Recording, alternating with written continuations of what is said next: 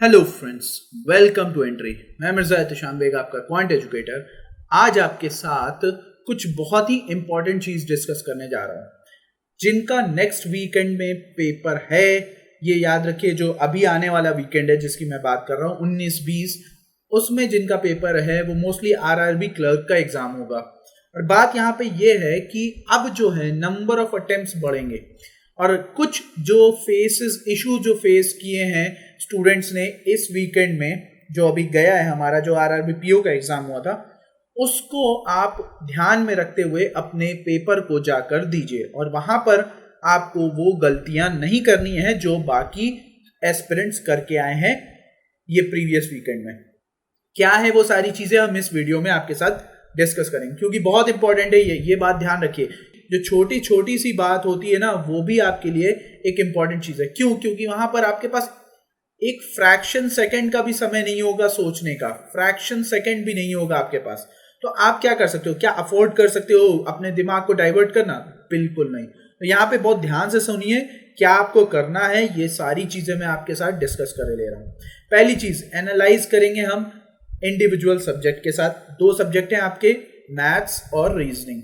Alright, ध्यान से समझिएगा क्या कहा गया है। एक्यूरेसी इंपॉर्टेंट है। यहाँ पे एक बात समझिए, कुछ लोग मुझे लग रहा है जबरदस्ती 65 प्लस अटेम्प्ट मार कर आए, जबकि आप इजीली 60 से 65 तक के जाते हैं।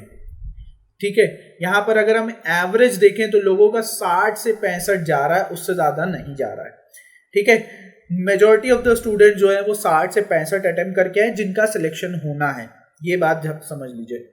ठीक है, 55 से 58 पे जो रहेंगे, मुझे ऐसा लग रहा है वो एज पे रहेंगे। हो भी सकता है, नहीं भी हो सकता है, डिपेंड करेगा सब कुछ किसके ऊपर? एक्यूरेसी पे। अब बात यहां पे समझिए, आपकी यहां पर रिलेटिव मार्किंग भी होगी, यानी आपका नॉर्मलाइजेशन होगा। नॉर्मलाइजेशन इंपॉर्टेंट है। नॉर्मलाइजेशन तब आपका हो जाता है अच्छा जब आपने एक्यूरेसी शो की होती है, यानी एक तरीके का परसेंटाइल मेथड लगता है। और एक जो इशू कॉमन फेस किया सबने, वो यूजर इंटरफेस का इशू फेस किया। ठीक है, क्या है वो इशू, हम उसे इस वीडियो के लास्ट में डिस्कस करेंगे। हाँ, एक बात और ध्यान रखिएगा कि जो अब 19 तो 20 को एग्जाम होने जा रहा है, यानी 19-20 से एग्जाम जो होने जा रहा है, उसमें अटेम्प्ट्स बढ़ेंगे लोगों के। जो अब 60 से 65 थे, वो मेरे ख्याल से 65 से 70 हो जाएगा।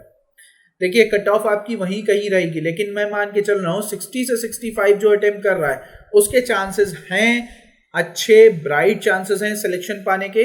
55 से 58 जो जा रहा है, या आप 60 कह लीजिए, 55 से 60 जो जा रहा है, चांसेस हैं उसके भी, लेकिन उसके चांसेस डिपेंड करेंगे एक्यूरेसी पे।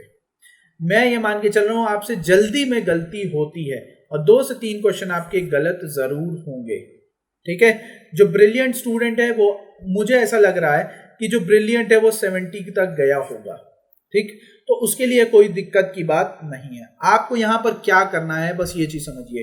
ठीक है, तो इन सभी चीजों को आपको अपने दिमाग में बसा के रखना है कि एनालिसिस अभी हम करने वाले, एक्यूरेसी आपको रखनी है, यूजर इंटरफेस हम लास्ट में डिस्कस करेंगे, अटेम्प्ट आपको बढ़ाने हैं। अटेम्प्ट कैसे बनाएंगे? अब यहां से आप किस चीजों पे मॉक देंगे, फोकस, ये बात ध्यान से समझिए। अगर हम यहाँ पे देखें, क्वांट की बात करें, हम क्वांट में जो आपकी डीआई पूछी गई है, एक बात समझिए, 6 क्वेश्चन आपके डीआई में आ रहे हैं, तो ये थोड़ा सा सरप्राइजिंग है। ठीक है, अगर 6 क्वेश्चन आपके डीआई में पूछे जा रहे हैं तो आप क्या करोगे? आपको पता है कि आपको कैलकुलेशन बहुत करना है, तो ये जो कैलकुलेशन है आपका स्ट्रॉन्ग होना चाहिए। 2 चीजें फोकस की गई हैं, डीआई और अर्थमेटिक प्रॉब्लम। अर्थमेटिक प्रॉब्लम में कुछ टॉपिक आप नहीं छोड़ेंगे, time and work, ratio, alligation, profit loss, discount. क्यों मैंने रेशियो और एलिगेशन रखा? क्योंकि अगर आपने रेशियो और एलिगेशन की प्रैक्टिस अच्छे से कर ली, मुझे नहीं लगता है आपको कोई सवाल रोक सकता है। अगर आप अच्छे से रेशियो और एलिगेशन की प्रैक्टिस कर रखा है आपने, तो कोई दिक्कत नहीं होने वाली है। हमने ये देखा कि जो सवाल आते हैं जनरल अर्थमेटिक प्रॉब्लम के, वो आपके कहाँ से आते हैं? एज से आते हैं, एज रेशियो का पार्ट है। एलिगेशन से एक सवाल जरूर आता है, आपका टाइम एंड वर्क से 2 सवाल जरूर आते हैं, और यहाँ पे तो वेटेज थोड़ा बढ़ जाता है। क्यों? क्योंकि ये आईबीपीएस नहीं है, मतलब आईबीपीएस पीओ का जो नहीं है, नेशनलाइज्ड बैंक का पेपर नहीं है। ठीक है, तो यहाँ 35 क्वेश्चन नहीं है, बात समझिए, यहाँ 35 क्वेश्चन नहीं है, यहाँ 40 क्वेश्चन है और 40 क्वेश्चन के लिहाज से आपके कुछ वेटेज बढ़ जाते हैं। प्रॉफिट लॉस और डिस्काउंट में प्रैक्टिस इसलिए करिएगा क्योंकि यहाँ से सरप्राइज क्वेश्चन बनता है, पर मुझे नहीं लगता कि क्लरिकल में कोई सरप्राइज क्वेश्चन होगा। हाँ, क्वांटिटी 1 और क्वांटिटी 2 को ध्यान में रखिएगा। ये आपके क्या है, ये कंसिस्टेंसी नहीं शो कर रहे हैं। क्वांटिटी 1 अप्रोक्सीमेशन, क्वाड्रेटिक, सिंप्लीफिकेशन, ये कंसिस्टेंसी नहीं शो कर रहे हैं। कंसिस्टेंसी कौन शो कर रहा है, डीआई और अर्थमेटिक प्रॉब्लम, बस ये दो टॉपिक हैं। और अभी आपने देखा प्रीवियस वीकेंड में कि हमने अर्थमेटिक डीआई को भी देखा, इनफैक्ट प्रॉफिट एंड लॉस की एक डीआई पूछी गई। तो ये बात अपने दिमाग में रखिए कि जब आपके सामने इस तरीके के सवाल आते हैं तो आप परेशान ना हो। क्यों? क्योंकि आपके अर्थमेटिक पोर्शन स्ट्रांग होना चाहिए। अप्रोक्सीमेशन, सिंप्लीफिकेशन और क्वाड्रेटिक इक्वेशन ये जरूर आएगी जो मुझे लग रहा है। आपको प्रैक्टिस करनी है मोस्टली रॉन्ग नंबर सीरीज पे। जो मुझे लग रहा है जो आपके सवाल आएंगे वो किससे आएंगे, मिसिंग से आएंगे, जो 100% मुझे लग रहा है। लेकिन अगर आप रॉन्ग नंबर की करेंगे प्रैक्टिस तो मुझे लगता है वहां वैरायटी ज्यादा होती है, और जब आप इस पे वैरायटी पे वर्क कर रहे हैं तो मुझे नहीं लगता है कि कोई आपको रोक सकता है। ठीक, तो आपको करना क्या है, प्रायोरिटी मैं सेट कर देता हूं आपके लिए। प्रायोरिटी बहुत इंपॉर्टेंट है। आपको अर्थमेटिक प्रॉब्लम पहले नंबर पे, डीआई दूसरे नंबर पे, ये बात समझिए, बल्कि ये दोनों एक दूसरे के बराबर ही होंगे। तो आप जो अपना टाइम कंज्यूम करेंगे डे में वो क्या करेंगे भाई, देखो क्वांट पे भी आप 50% समय दोगे और रीजनिंग पे भी आप 50% समय दोगे, ये बात ध्यान रखना। क्वांट पे भी 50% और रीजनिंग पे भी 50% समय दोगे। बस यहाँ पे समझने वाली जरूरत है कि यह जो 50% समय है इसमें 20% अर्थमेटिक पे, 20% डीआई पे और बाकी 10% कैलकुलेशन पे। ठीक है, ये बात ध्यान रखिएगा। अपने दिन का जो आप 6 घंटा सोइए, 18 घंटे पढ़िए, 9 घंटा आपको प्रैक्टिस करनी है, ये बात ध्यान रखिए। ठीक है, और इसको कैलकुलेशन पार्ट देखेंगे हम, अप्रोक्सीमेशन, क्वाड्रेटिक और सिंप्लीफिकेशन। ठीक है, और नंबर सीरीज, ये आपके क्या हो गए, एक तरीके से कंबाइंड सिंप्लीफिकेशन के पार्ट हो गए।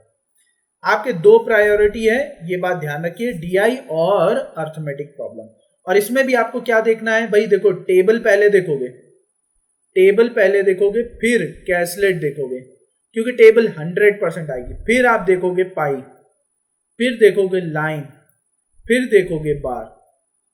ओके, तो ये बात समझने की जरूरत है। ये आपका क्या है, ये प्रेफरेंस है।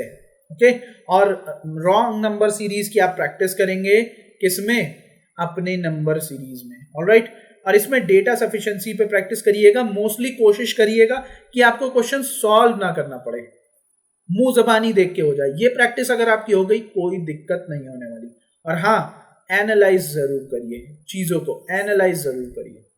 ऑलराइट, तो मेरे ख्याल से आपका कैलकुलेशन क्या होना चाहिए, सबसे ज्यादा स्ट्रांग होना चाहिए। कैलकुलेशन स्ट्रांग होगा तो आप, सिंप्लीफिकेशन जरूर आएगा आपके 19 से जो पेपर होने वाला है वो तय है। ठीक, तो ये बात अपने दिमाग में रखिए। अब यहाँ पे रीजनिंग का अगर हम टॉपिक देखें, रीजनिंग के टॉपिक में आपकी दो चीजें, एक चीज जो है वो कंसिस्टेंट रही है, पजल। और पजल में आपके हर तरीके के पजल पूछ लिए गए, circle, row, uncertain, box, floor, day wise यानी वीक और डेज, और एन वेरिएबल। तो यहाँ पे आपको करना क्या है, आपको कुछ भी नहीं छोड़ना है, डेली एक पजल लगाओ। 7 दिन है, 7 पजल होने चाहिए। ठीक है, 7 दिन 7 पजल, और ऐसे पजल हो, और हर दिन आपका क्या होना चाहिए, टाइम कम होता जाना चाहिए उस पजल पे।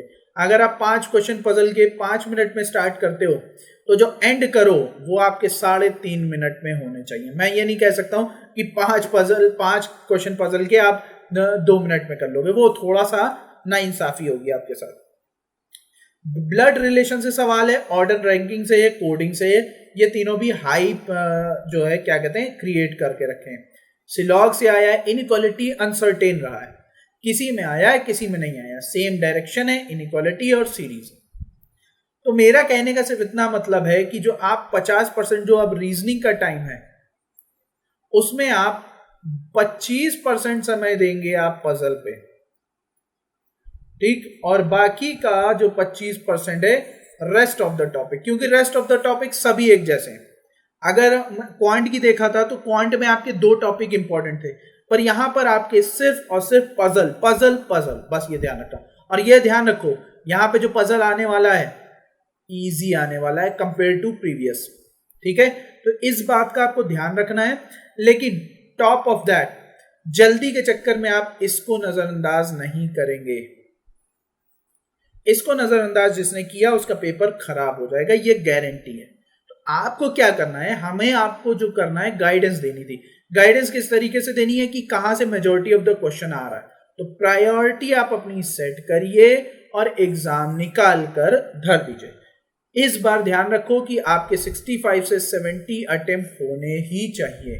अगर 70 प्लस गए हो तो it will be a very very good attempt. Okay, ये बात ध्यान में रखिएगा। अब यहां पे यूजर इंटरफेस मैंने आपको लिए रखा है। यूजर इंटरफेस का इशू आ रहा है।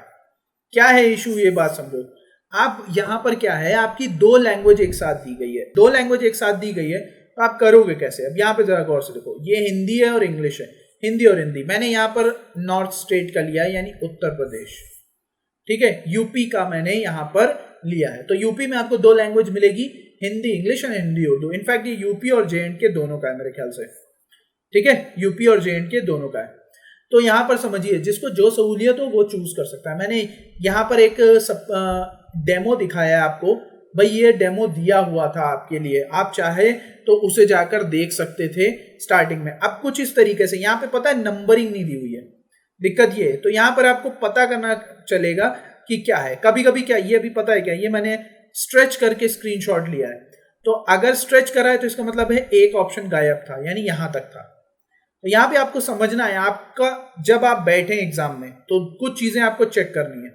अब मैं बताता हूं, जब आप एग्जामिनेशन हॉल जा रहे होंगे तो सिर्फ दिमाग में आपके क्या चलना होना चाहिए, कैलकुलेशन, और फालतू बातें नहीं, सिर्फ कैलकुलेशन दिमाग में चले। इससे पता है क्या होता है, आपका दिमाग रिदम में भी रहता है और आप कंफ्यूज यानी डाइवर्ट नहीं होते हैं। डाइवर्ट होने से बच जाते हैं, क्योंकि फिर आपके दिमाग में 50 चीजें आती है कि उस शिफ्ट में ये आया था, इस शिफ्ट में ये आया। भूल जाओ यार, कैलकुलेशन पे फोकस करो। और जब एग्जामिनेशन में हॉल जाओ, एग्जामिनेशन हॉल में जाओ तो सबसे पहले माउस चेक कर लो अपना, और कीबोर्ड की सेटिंग सही से कर लो। मतलब कीबोर्ड दूर रख लो या जो भी कर लो। वैसे किनारे रखा होगा, अगर नहीं रखा होगा तो किनारे एकदम अंदर हटा के रख देना, ठीक है। लेकिन ये बात ध्यान रखना, किसी वायर को टच ना कर रहे हो, क्योंकि अगर कोई वायर टच हो रहा होगा तो मुझे नहीं लगता है कि आप एग्जाम कर पाओगे पूरा, क्योंकि उसमें होता क्या है, सीपीयू शटडाउन होने का खतरा होता है। यहाँ पे आप समझिए आपको करना क्या है। माउस जरूर चेक करिए, क्योंकि बहुत सारे स्टूडेंट्स की कंप्लेन आई कि सर वहां पे माउस सही से नहीं चल रहा था, इसलिए स्क्रॉल डाउन करने में दिक्कत होने लगी। ये चीजें आपको समझनी है। ये आपको अपनी, देखिए वो बोलते नहीं, सावधानी, अब सवारी अपने सामान की स्वयं जिम्मेदार है। तो आप भी अपने करियर के खुद ही जिम्मेदार हैं। ये सारी चीजें आपको खुद देखनी है। तो मेरी तरफ से आपको यही हिदायत है, सजेशन है कि आप जब एग्जाम में जाएं तो सिर्फ अपना दिमाग अपने कंप्यूटर स्क्रीन पर होना चाहिए। और ये भी देख लेना, कंप्यूटर स्क्रीन पे कुछ लोग जब कोडिंग डिकोडिंग सॉल्व करते हैं या कुछ भी सॉल्व करते हैं नंबर सीरीज, तो वहीं स्क्रीन पे गोद देते हैं। तो ये आपकी जिम्मेदारी है कि स्क्रीन पे जो गुदा हुआ हो उसको आप साफ करवाएं। ये बोलकर, सैनिटाइजर रखा होगा, बोल देना, आके मार देगा और साफ हो जाएगा। ओके, तो ये सारी चीजें हैं, दिमाग में रखिएगा। छोटी छोटी चीजें माइंड डाइवर्ट करने की। होता क्या है कि जब हमारे पास इतना कम समय और इतने ज्यादा अटेम्प्ट करने हो तो हमारा फोकस क्या होना चाहिए, एकदम स्पॉट ऑन होना चाहिए। और ये फोकस तभी स्पॉट ऑन होगा जब आपके डिस्टर्बिंग एलिमेंट्स बिल्कुल ना हो, ठीक है। तो मैंने जितने डिस्टर्बिंग एलिमेंट्स थे, प्रायोरिटी क्या होनी चाहिए, ये सारी चीजें इस वीडियो में आपके साथ डिस्कस कर दी। आई होप आप सभी को ये समझ में आया होगा। So that's it from my side. जाइए, तैयारी करिए, बेस्ट ऑफ लक, बने रहिए एंट्री पे। आप वीडियोस देख सकते हैं, सारी चीजें अवेलेबल हैं। Till then, thank you, be safe, best of luck for your examination.